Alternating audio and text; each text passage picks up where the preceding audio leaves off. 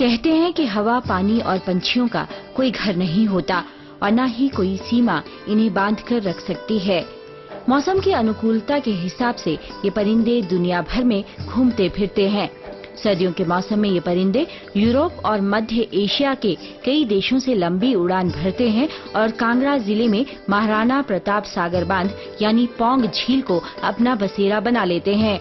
ये परिंदे नवंबर से मार्च महीने तक यहाँ ठहरते हैं और इनकी अटखेलियां लोगों को बरबस ही अपनी ओर आकर्षित करती हैं। पानी में तैरना, डुबकी लगाना और आजादी से इधर उधर विचरना इनकी गतिविधियों में शामिल है।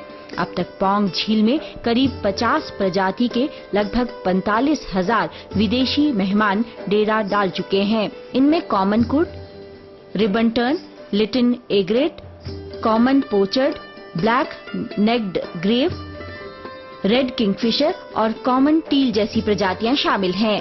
सर्दी बढ़ने के साथ साथ प्रवासी पक्षियों के आगमन में लगातार वृद्धि हो रही है। पिछले वर्ष करीब 1,32,000 विदेशी परिंदे पौंग झील में पहुंचे, जबकि वर्ष 2009 से 2010 के बीच 1.5 लाख से अधिक परिंदों ने पौंग झील पर दस्तक दी। पौंग झील में पहली बार वर्ष 1984 में विदेशी परिंदे देखे गए और तब से लेकर इनकी संख्या लगातार बढ़ती जा रही है।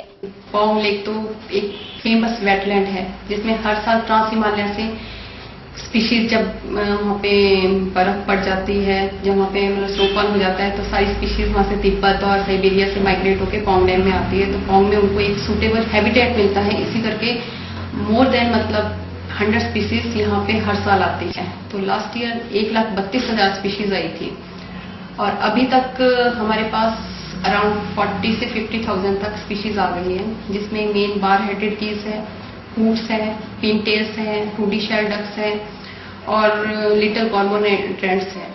ये विदेशी परिंदे देखने में बेहद खूबसूरत लगते हैं और यही कारण है कि कई लोग इनका शिकार भी कर लेते हैं।